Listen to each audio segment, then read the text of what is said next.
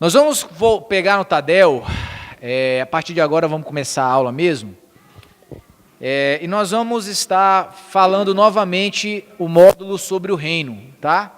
Mas por que nós vamos estar gravando novamente? Porque anteriormente nós não gravamos o vídeo nem o áudio das ministrações, então nós vamos estar fazendo isso agora, amém? Glória a Jesus.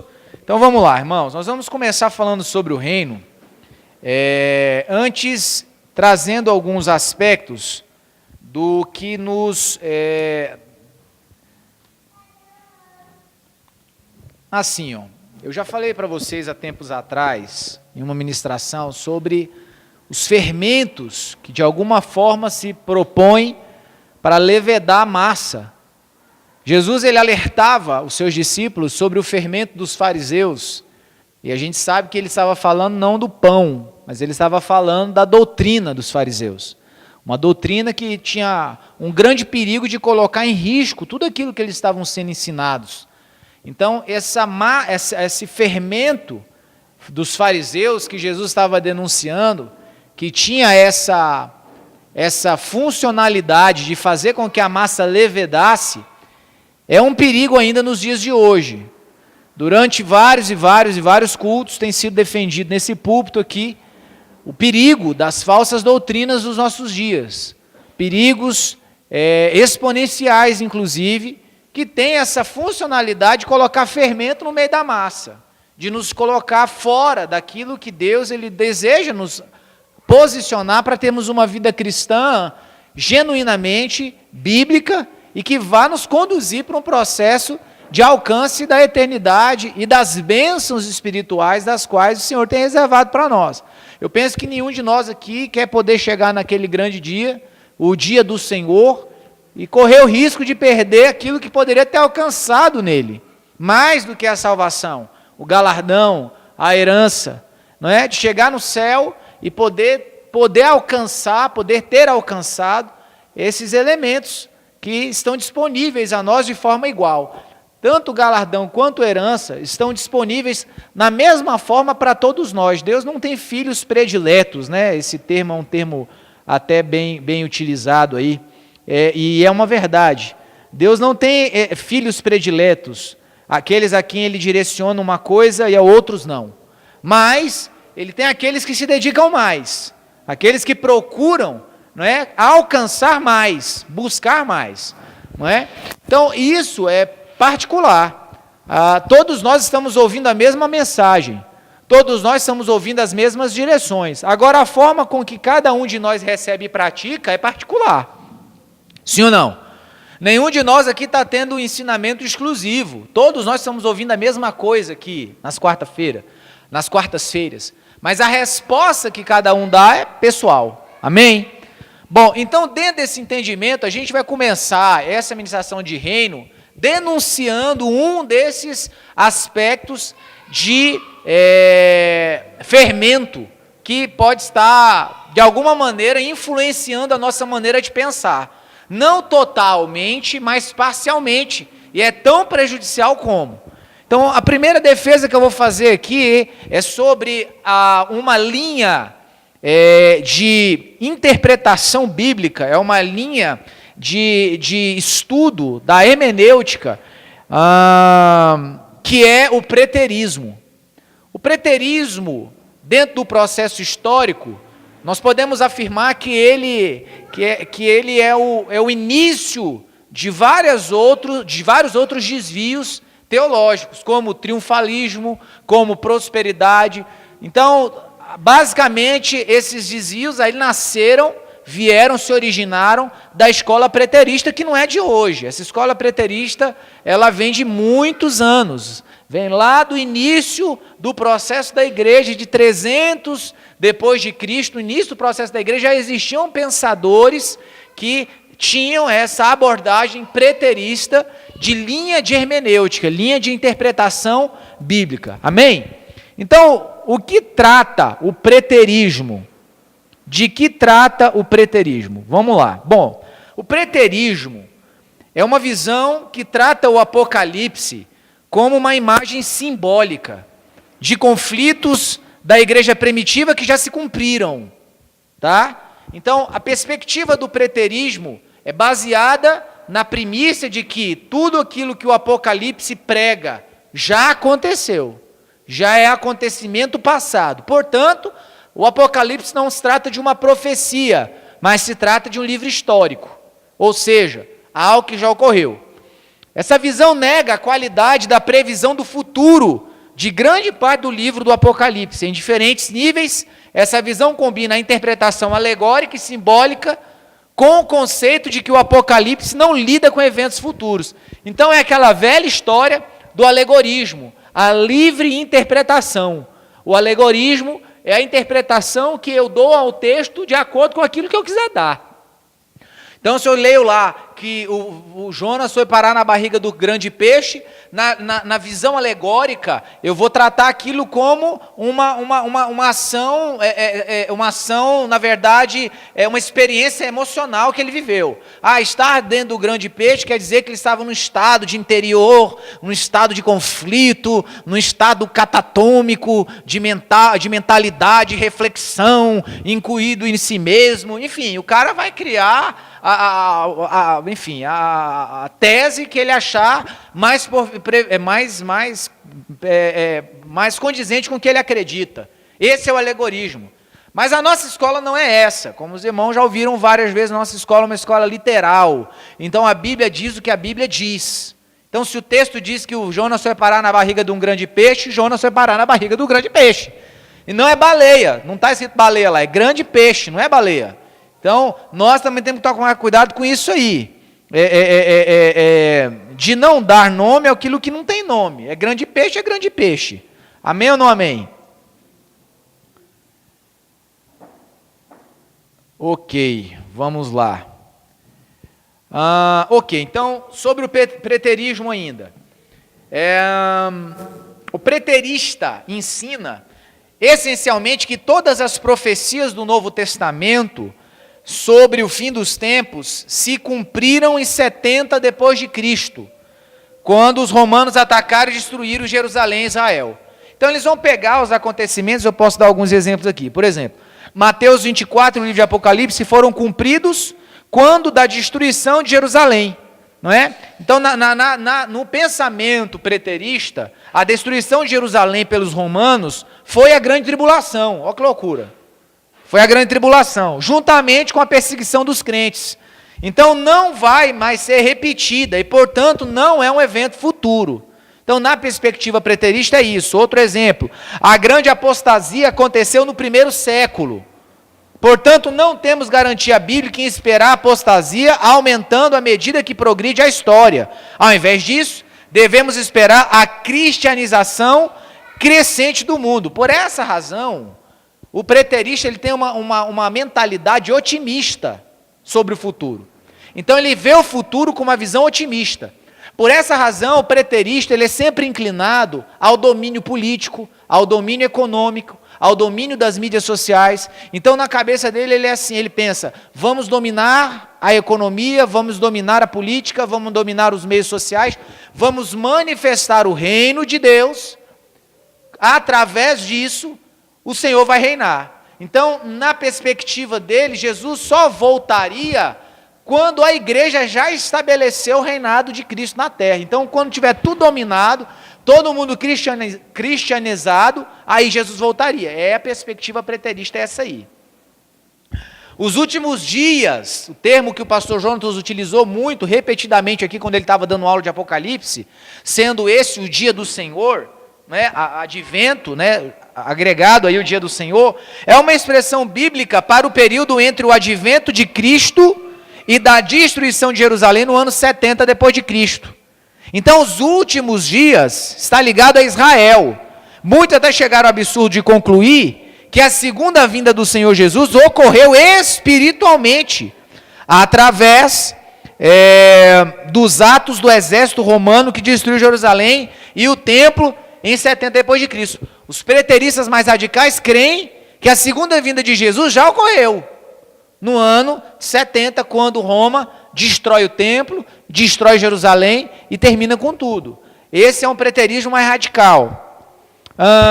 Outro aspecto aqui. O arrebatamento, a subida dos santos para encontrar o Senhor nos ares, também não existe mais, pois para muitos preteristas ela já ocorreu, ou tem outro significado. Lembra da alegoria? Esse arrebatamento não é literal. Na perspectiva da preterista, esse arrebatamento, ele não é literal. Ele é uma analogia, é um símbolo de algo, né?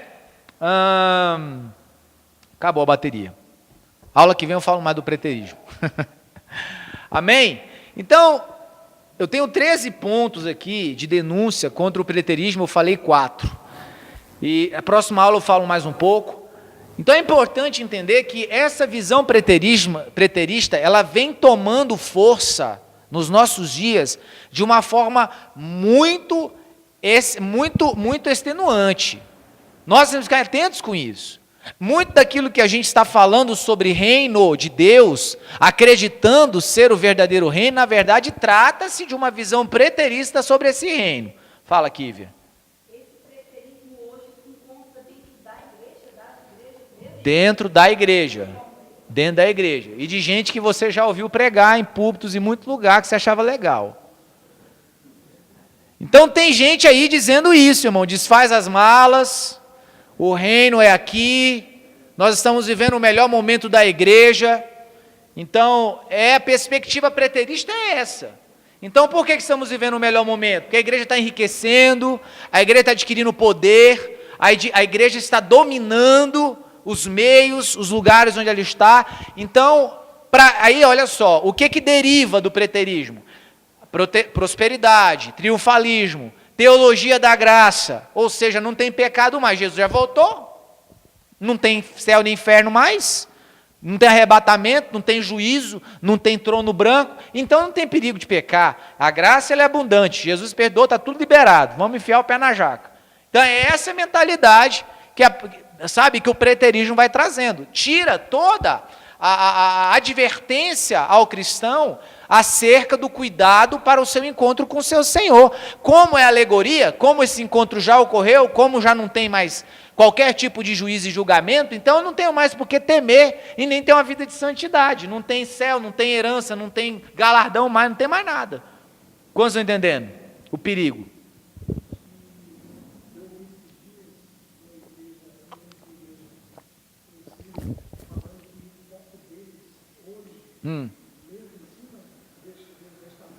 Sim. Sim.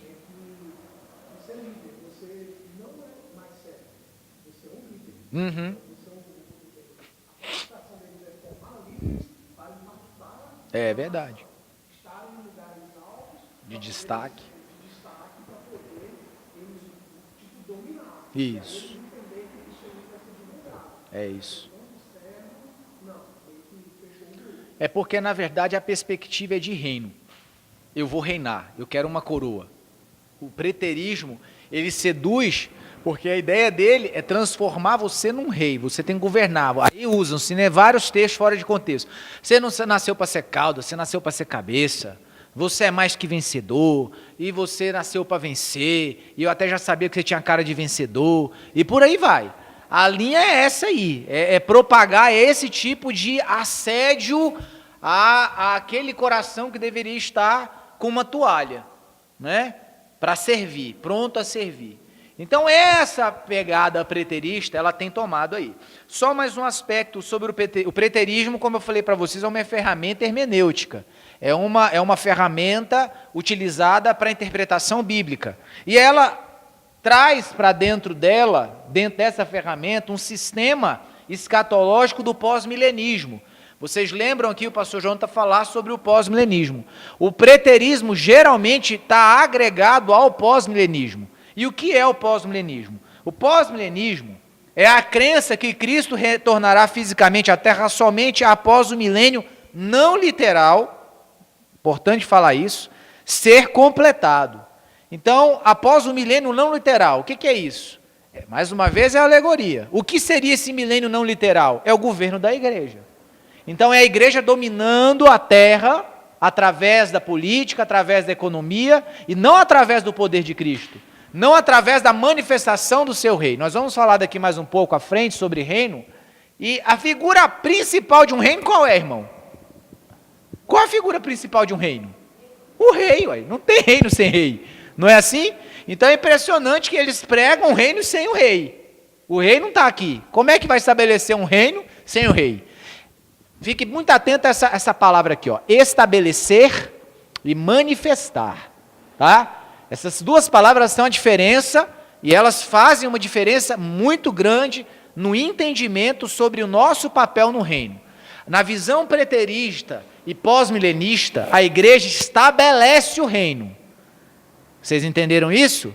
Só que biblicamente, entendendo o reino literal, um milênio literal, entendendo todos os textos que nós vamos falar aqui de texto bíblico, eu vou encher vocês de versículo bíblico, nós vamos enxergar que a igreja, ela não estabelece o reino, ela manifesta o reino.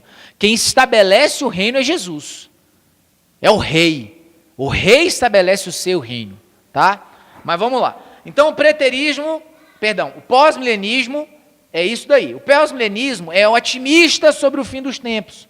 O reino de Cristo sobre a terra, desde o céu, cresce durante o milênio, que é um período não literal de 1000 anos, não é literal, eles não acreditam nisso, embora um tempo muito longo.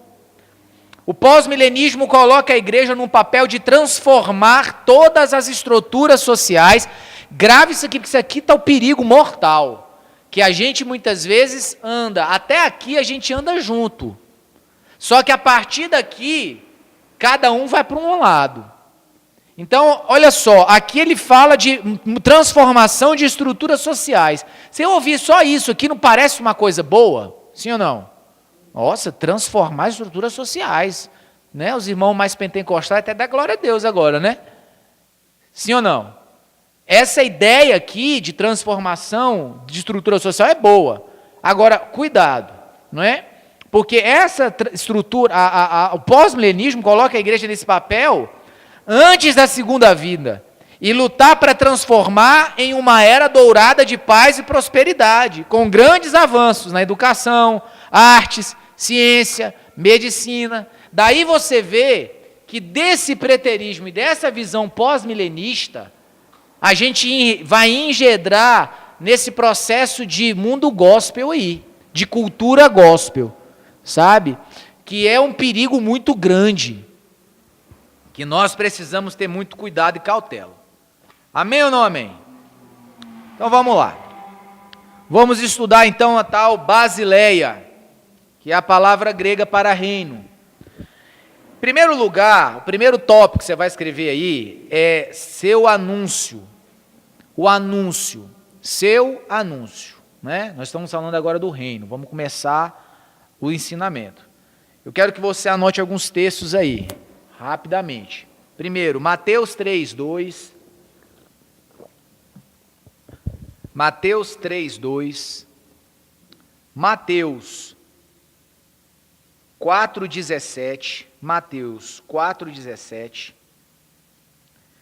Mateus 10:7, Mateus 10:7, Marcos 1:15, Marcos 1:15, Lucas 10:9, Lucas 10:9 e Lucas 10:11, Lucas 10:11.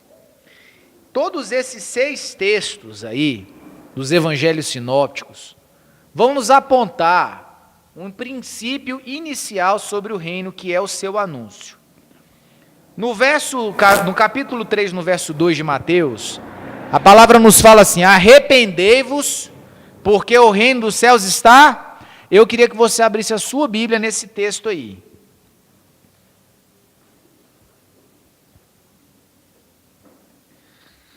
Abra a sua Bíblia em Mateus 3:2. Queria que todos abrissem para a gente fazer uma consulta. Todos acharam em Mateus 3:2? Quantos aqui tem a tradução que está escrita assim: ó, o reino de Deus é chegado?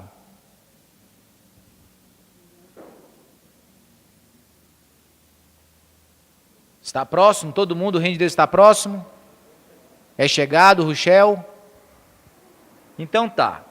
Deixa eu pontuar uma coisa aqui primeiro. Quando você ouve a palavra é chegado, o que você entende?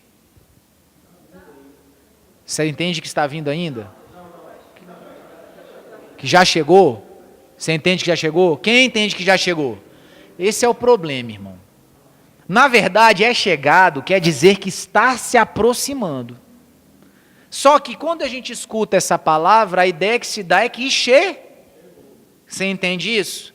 Então, no momento em que o tradutor bíblico utilizou a palavra a expressão é chegado, apesar de não estar errado, porque se você for procurar no dicionário, chegado quer dizer algo que se aproxima, tá? Mas a expressão não foi a melhor, porque dá a ideia de que essa expressão indica que chegou. Só que a palavra utilizada aí, a palavra é egizo, e egizo no grego quer dizer juntar uma coisa a outra, aproximar-se.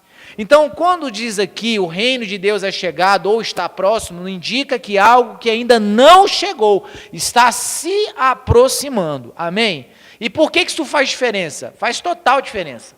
Porque esse é exatamente um dos textos que dentro do preterismo é utilizado para afirmar que o reino está aqui. E se ele está aqui, ele tem que ser estabelecido. Percebeu o perigo da interpretação bíblica? E uma das regras de interpretação bíblica não é a interpretação gramatical. Então essa, na minha opinião, não foi a melhor expressão que os tradutores utilizavam. Poderia ter utilizado logo está próximo, que ficava mais claro. É um sinônimo, mas é um sinônimo que define muito melhor essa expressão aqui, ok? Então está claro isso daí? O reino de Deus não chegou, o reino de Deus está próximo. Essa era a pregação do anúncio que Jesus fez. Em todos os 6 versículos que eu dei para vocês, a expressão é a mesma, a expressão é egizo. E egizo no grego quer dizer, está se aproximando. Amém? Então, para ficar claro, para que não haja dúvida em nosso coração de que é assim que o Senhor estava anunciando o reino. Um outro aspecto importante desse anúncio que a gente vai ver é que lá, tanto no capítulo 3, no verso 2, quanto todos os outros, o reino de Deus é anunciado como uma advertência. Qual é a advertência que o reino de Deus é anunciado? Então, o arrependimento, a palavra para arrependimento no grego aqui é metanoio, que é mudar a mente, arrepender-se, mudar a mente para melhor. Então, essa mudança de mente, que é o arrependimento, ele está diretamente ligada ao anúncio do reino, não é? Então, discernimentos que nós temos aqui. Primeiro, existem 32 aplicações desse vocábulo, o vocábulo arrependimento, apontando invariavelmente que o arrependimento é fator indispensável para a nossa relação com o reino. São 32 textos mostrando que o arrependimento tem alguma ligação com o reino de Deus. Então, em primícia, eu preciso entender que a conquista do reino de Deus está diretamente ligada com um caminho de arrependimento. Não é? Arrependei-vos. Por quê? Porque é chegado o reino dos céus. Então, o reino dos céus começa a ser construído no coração de alguém que caminha por um caminho de arrependimento. Amém ou não amém? Então, esse é o primeiro passo sobre o anúncio desse reino. Ok, irmãos? Vamos avançar.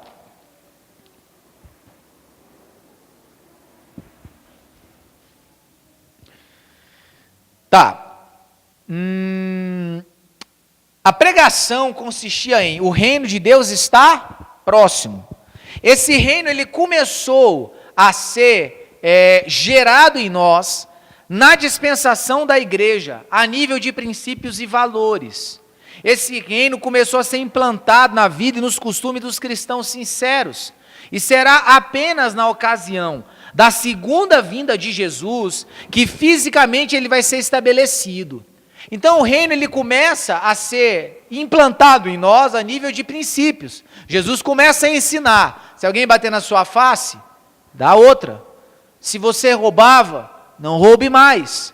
Se se alguém te perseguir, abençoa, não é? Não juntei tesouros na terra, mas juntei tesouros Então o Senhor começa a estabelecer os princípios desse reino, a nos mostrar como o céu é governado, como esse reino, vamos lá, o céu, a cidade santa é um lugar onde nós vamos morar, amém ou não amém? Mas todo lugar, toda cidade, ela precisa de um sistema de governo, é assim ou não é? Nós moramos aonde? No Brasil, amém ou não? Me ajuda aí, irmão, dorme não. Nós moramos no Brasil, sim ou não? Amém ou não? Mas o Brasil tem um sistema de governo. Há anos atrás, alguns anos atrás, nós fizemos uma votação para decidirmos em qual sistema de governo o Brasil iria caminhar, não foi assim? Nós votamos se queríamos o parlamentarismo, o presidencialismo ou a monarquia, não foi? Sim ou não? E nós escolhemos que nós manteríamos o Brasil regido sobre um governo de presidencial. Amém? Então, no céu, a cidade santa, a Nova Jerusalém é o lugar onde nós vamos morar. E qual é o sistema de governo que vai reger esse lugar? Uma monarquia? Está claro isso, irmão? É simples assim. O céu é o lugar onde nós vamos morar, é uma cidade, é um lugar. João 14, o Senhor foi preparar as moradas, nós vamos morar lá. E como esse lugar é regido? Ele é regido por uma monarquia. E quem é esse rei? Jesus. Amém ou não amém? Está claro isso? Então isso é muito simples a gente entender. Então esses princípios aí começam a ser estabelecidos no nosso coração. Nós começamos a aprender como funciona esse sistema de governo, que lá no céu já é estabelecido. Amém ou não? Tanto é que na oração que Jesus ensina aos seus discípulos, como é que ele nos ensina a orar? Pai nosso, santificado é o teu. E aí, quem mais que ele ensina? Venha a nós, o teu.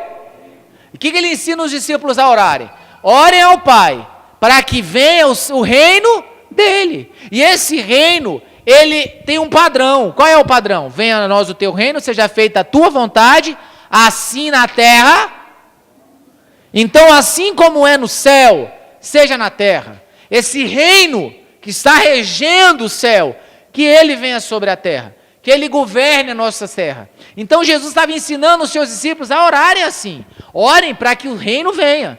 Orem para que o Senhor venha. Orem para que ele venha estabelecer o seu governo, para que a vontade dele seja cumprida. Amém ou não amém, irmãos? Então, ok. Vamos seguir aqui. Bom, ponto 2. Na verdade, eu estou dentro do item aí, seu anúncio.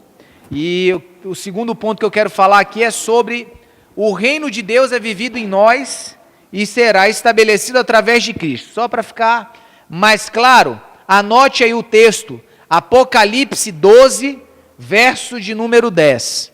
Diz lá: então ouvi uma voz grave que vinha dos céus proclamando: eis que agora chegou. E a palavra aqui é ginomai, ou seja, chegar, vir à existência, começar. Apocalipse 12, 10. Então agora mudou aqui. Quando o apóstolo João está dizendo, registrando o que ele viu, a palavra é: eis que agora chegou. E muda. A palavra é ginomai. Então, vir à existência, começar. Chegou o quê? A salvação, o poder e o reino do nosso Deus. Então, onde é que está chegando o reino que está começando, que está vindo à existência? Lá no momento da revelação dos eventos que haviam por vir, não é? Da profecia, eventos futuros, lá no meio do Apocalipse, nos momentos de cumprimento do fim dos dias. Porque para eles o Apocalipse é alegoria. Nada disso aqui, isso aqui já aconteceu, já chegou, já aconteceu, entendeu? Então, como eles alegorizam a interpretação deles, aí eles fazem do jeito que eles querem fazer. E é uma linha muito... Porque olha só, o que é na cabeça deles, um dos aspectos que é problemático é o seguinte: bom, nós vamos aqui trabalhar, conquistar, avançar, sabe?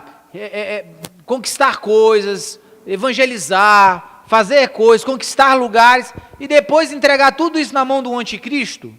Entregar tudo isso a um sistema de governo do anticristo não faz sentido. Por que eles pensam assim? Porque eles não têm discernimento de galardão e herança.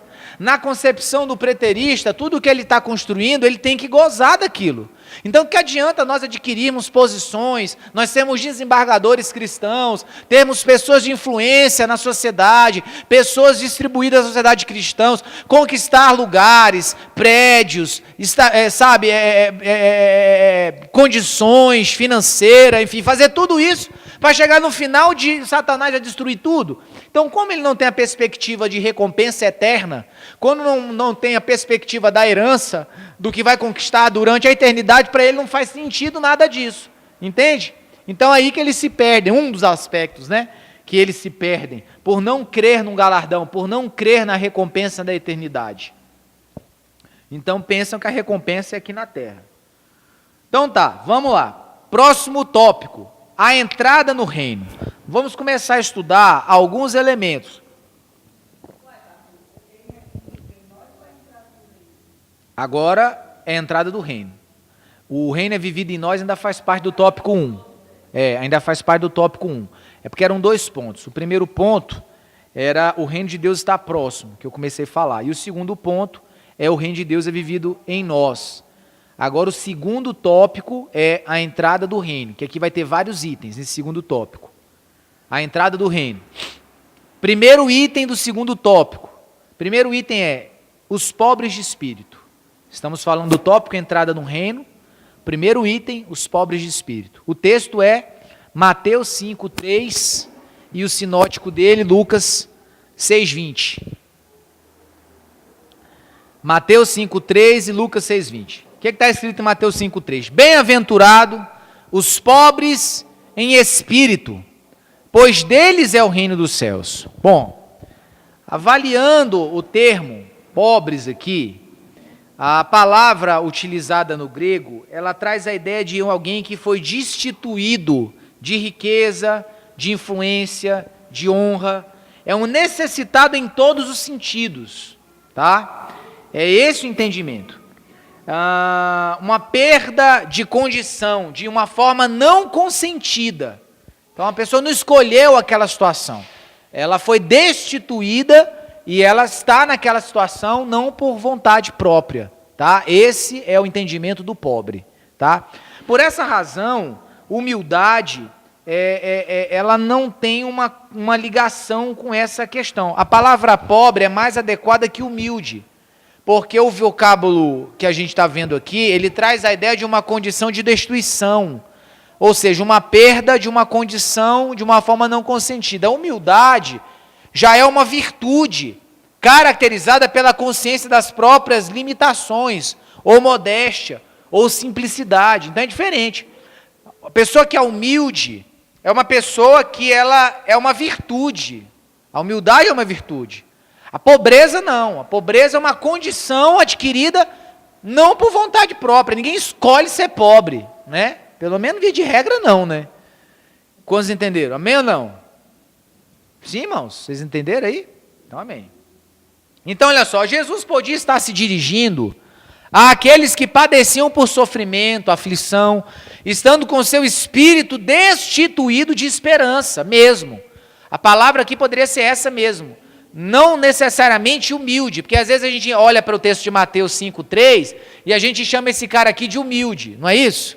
Ah, bem-aventurados e humildes de espírito, né? A pessoa que é humilde. Diga. Isso mesmo.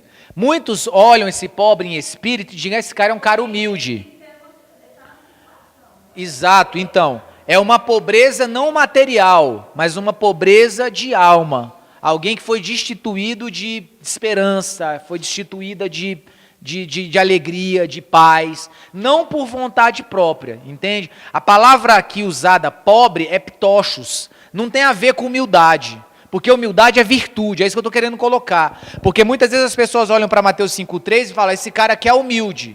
Não, isso aqui não tem a ver com humildade. Isso aqui tem a ver com outra coisa.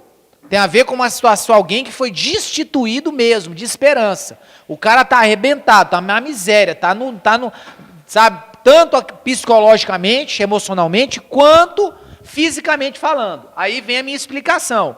Jesus pode estar se referindo a ambas as pessoas, tá?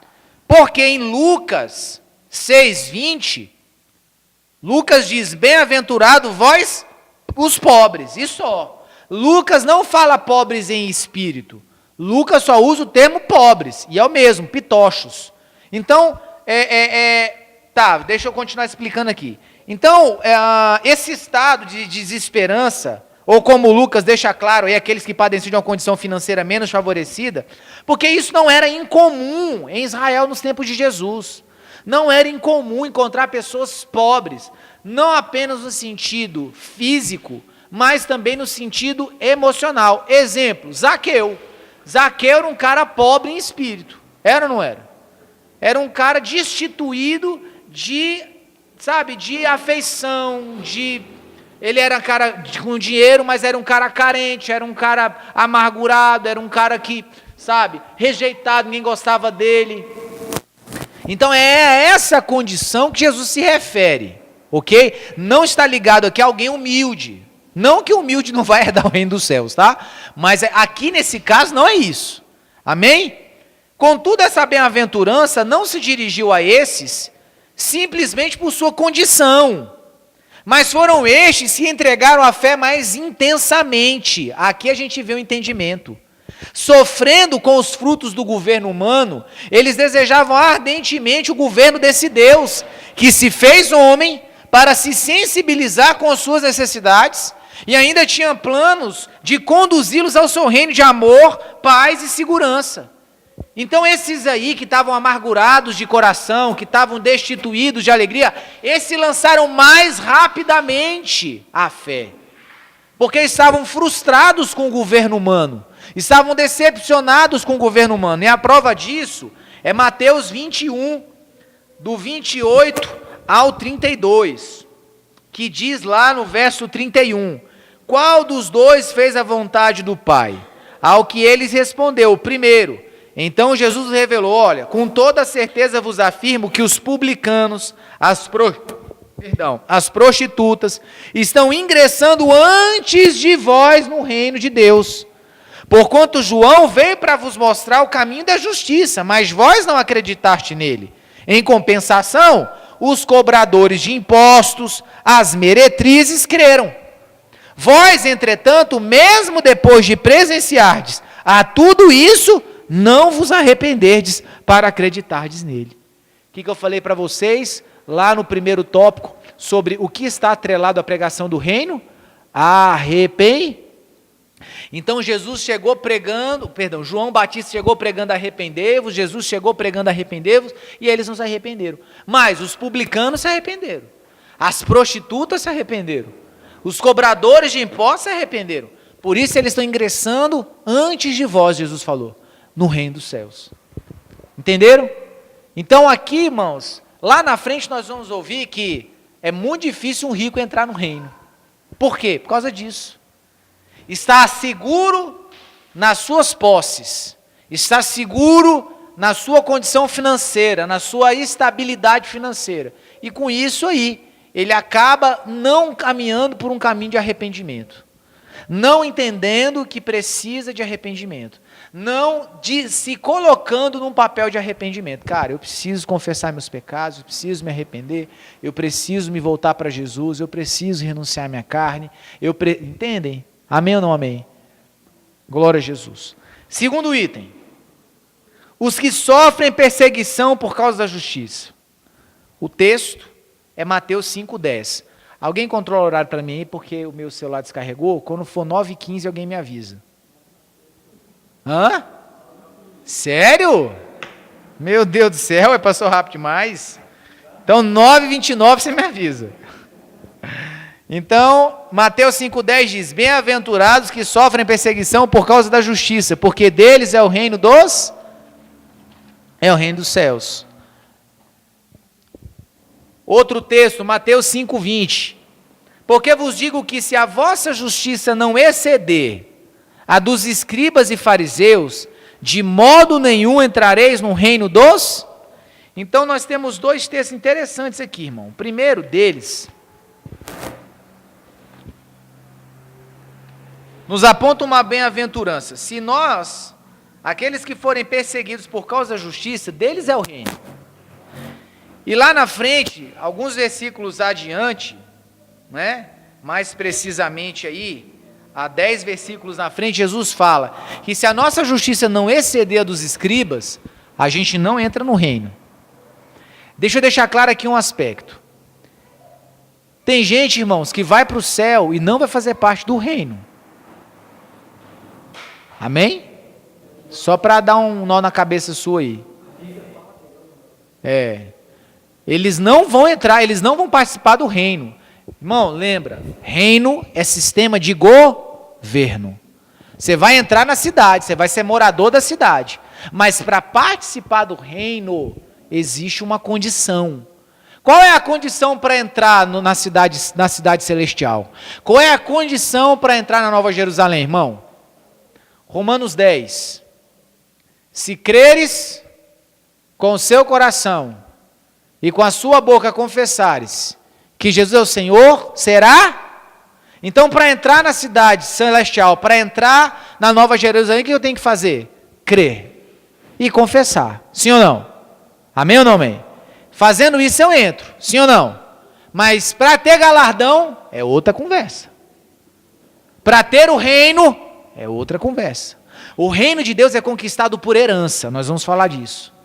Então, para alcançar um galardão é fruto do meu trabalho, com a motivação certa, com os princípios corretos. Se eu fizer o que o Senhor me mandou fazer, do jeito que Ele mandou fazer, eu vou ter galardão.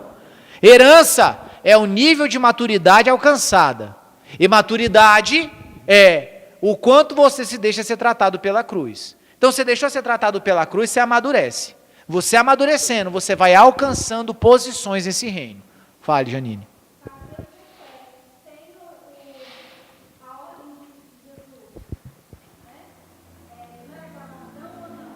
É igual Davi carregando a arca em carro de boi.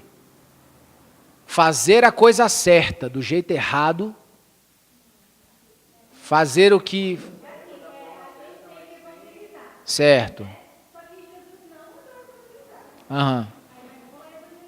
Perfeito.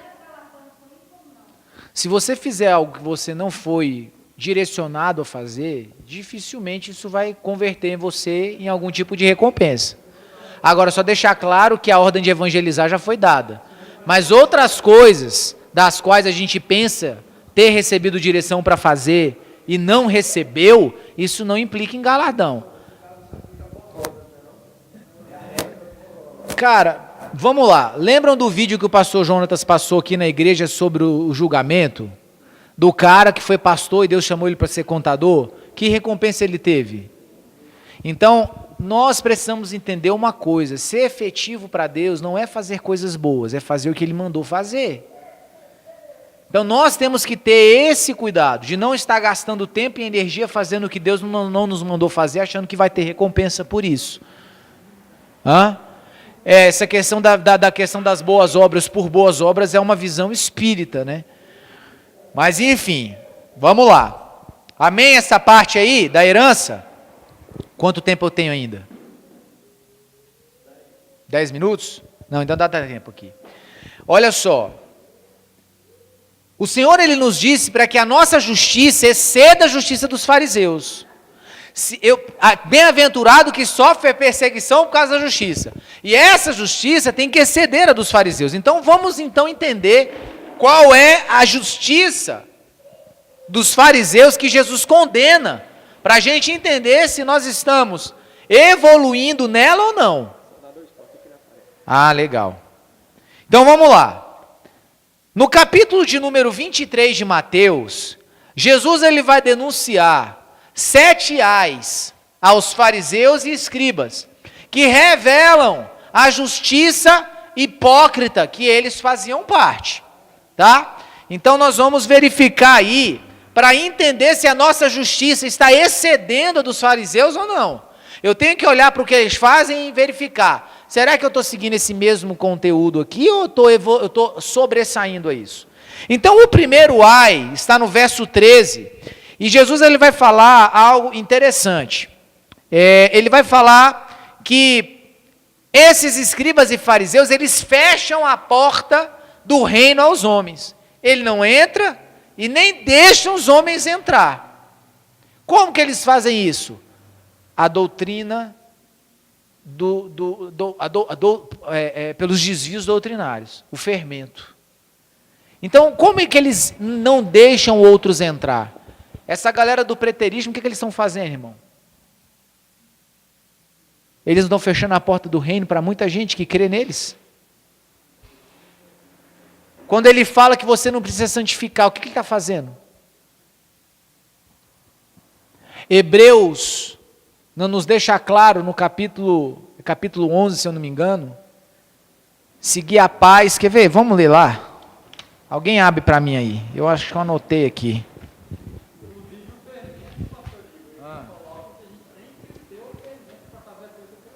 Misericórdia. Sangue de Jesus tem poder. Alguém acha para mim aí. Eu acho que é Hebreus 11, não é? Hebreus 11, 1. Não. Acho que é 13. Eu preciso dar uma... A Bíblia desligou aqui. Alguém me arruma uma Bíblia aí, por favor. Deixa eu procurar aqui. Aqui.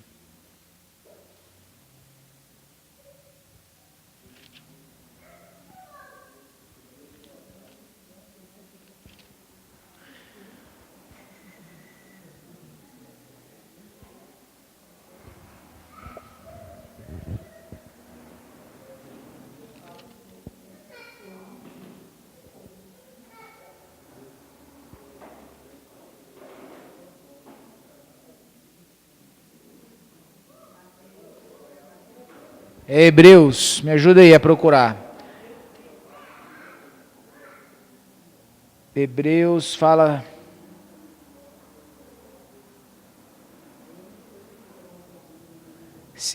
Seguir a paz e a santificação, sem a qual ninguém verá o Senhor.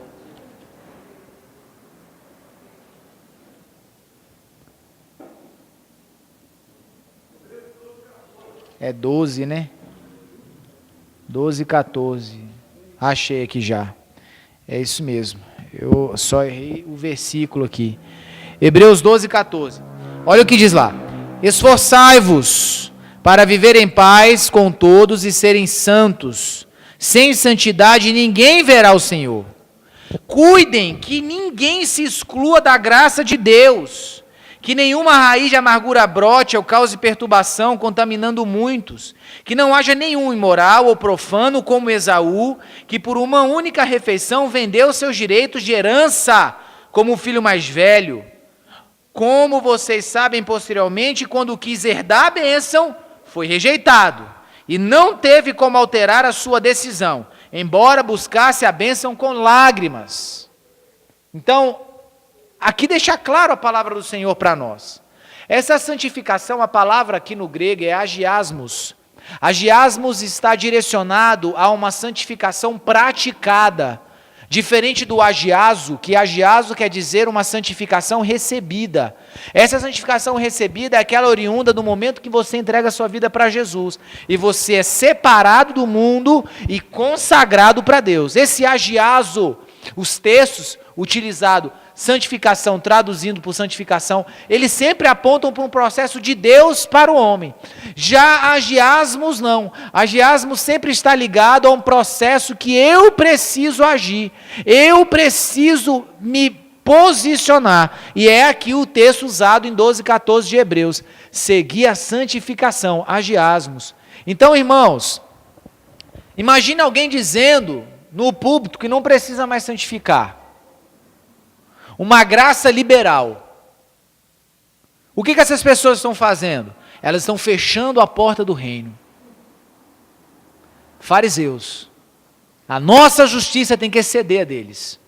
Ainda que soframos perseguição por causa dessa justiça, mas temos que continuar pregando santificação. Temos que continuar pregando, Jesus está voltando, haverá arrebatamento, o milênio é literal, o anticristo vai reinar, Senhor Jesus vai voltar, a igreja será arrebatada. Não importa o que falem, não importa quanto nos persigam, a santificação sem a qual ninguém verá o Senhor tem que ser pregada. A nossa justiça tem que exceder. Eu não posso enganar as pessoas dizendo, olha, venha para Jesus, continua do jeito que você está e vai dar tudo certo. Não, não vai dar certo, irmão. Você vai ficar muito frustrado, você pode até chegar no céu. Mas você vai chegar lá muito frustrado, porque você vai querer ver o reino, participar do reino, estar do lado do trono, sentado na mesa junto com Abraão, Isaac e Jacó, só que o ingresso que você comprou só dá direito a você ficar lá na geral. Você vai ver de longe, já pensou? Já pensou você ir para o céu e não ver Jesus? Não adianta ficar só cantando aqui, só quero, igual um mantra, né? Ver você, só quero ver. E repetir 10 milhões de vezes essa mesma frase, se você não santificar, meu irmão, isso não vai adiantar nada. Vai ficar cantando a vida toda. Já pensou? Misericórdia. Então não adianta nada ficar repetindo, você tem que santificar. Sem santificação, ninguém verá o Senhor. Amém ou não amém? Segundo ai, verso 14, falsa espiritualidade, heroísmo espiritual teatral para explorar a fé. Fica nos lugares com as mãos levantadas, com aquela roupa bonita, né? Igual uns aí que se veste de pano de saco, né? E por aí vai na televisão, essa presepada toda, sabe? Esse heroísmo espiritual. Se eu sou homem de Deus, né? Se eu tenho crédito, que crédito, irmão? Você está devendo o que você tem que estar devendo, você nunca conseguir pagar crédito. Você entende?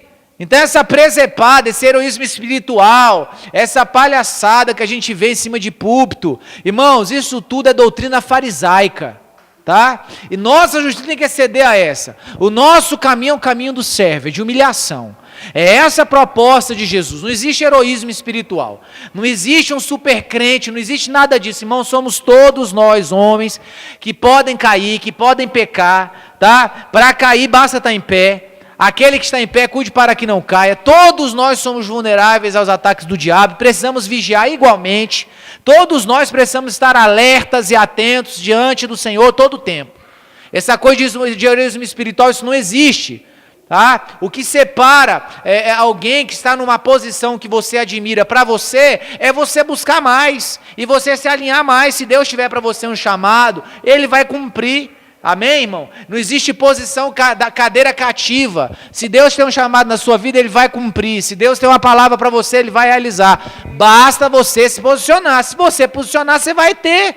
Você vai ter a presença de Deus, você vai ter unção, vai ter graça, vai ter tudo isso aí. Desde que seja o propósito de Deus para a sua vida e você busque, se dedique. Amém ou não?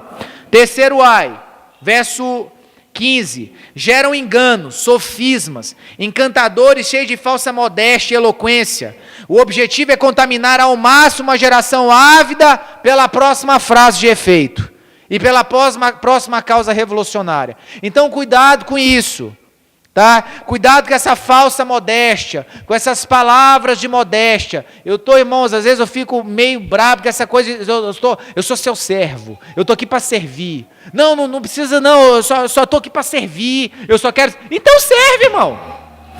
Para de ficar falando que você está aqui para servir, serve.